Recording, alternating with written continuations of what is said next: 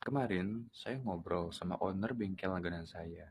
Dan besoknya, saya juga ngobrol sama teman kampus yang kebetulan punya usaha kedai kopi. Walaupun kedua orang ini punya usaha di bidang yang berbeda, tapi mereka itu punya keresahan yang sama, yaitu cash flow-nya yang berantakan. Padahal keduanya itu mengakui kalau misalkan usaha mereka itu selalu ramai pengunjung. Pertanyaannya, apakah bisnis mereka itu benar-benar profitable? Atau jangan-jangan mereka itu nggak tahu uangnya lari kemana?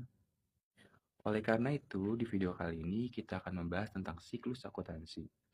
Karena usaha yang berkelanjutan itu bukan hanya tentang pengunjung yang ramai, tetapi juga tentang bagaimana pengelolaan keuangan di dalam bisnis tersebut. Hai, nama gue Farhan, mahasiswa manajemen Universitas Pamulang yang akan menemani kalian membahas lebih dalam terkait dengan siklus akuntansi. So, yuk kita bahas. Nah, di video kali ini kita akan bermain peran seolah kita itu adalah seorang pengusaha roti. Dalam siklus akuntansi, langkah pertama yang dilakukan itu adalah mengidentifikasi transaksi. Jadi kita bisa bayangkan ketika kita menjadi seorang penjual roti, mungkin transaksi yang terjadi pertama kali itu adalah pembelian bahan baku, pembayaran biaya sewa, penjualan, dan juga pembelian. Nah, dari bukti-bukti transaksi yang sudah kita kumpulkan, kita akan masuk ke proses jurnal. Semua bon, semua faktur, itu kita jurnal, kita susun berdasarkan tanggal terjadinya transaksi tersebut.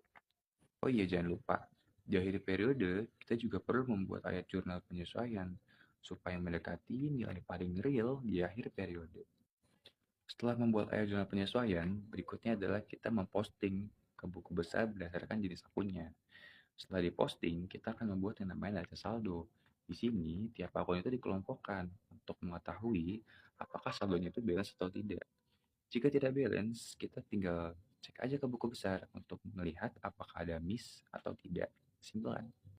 Nah, setelah neraca saldo dipastikan balance, kita udah bisa nih untuk membuat laporan keuangan. Laporan keuangan itu dibagi 5 ya. Ada laporan laba rugi, ada neraca, perubahan ekuitas, laporan arus kas, sama ada catatan atas laporan keuangan atau CALK. Setelah semua laporan keuangan itu jadi, selesai, kita bisa masuk ke langkah terakhir yaitu membuat jurnal penutup. Tutup dan masukkan lagi ke bukti transaksi, lalu berputar lagi ke awal periode. Seperti itu. Nah, dengan siklus akuntansi, kita itu nggak perlu bingung bagaimana kondisi bisnis kita secara real. Karena dengan ada laporan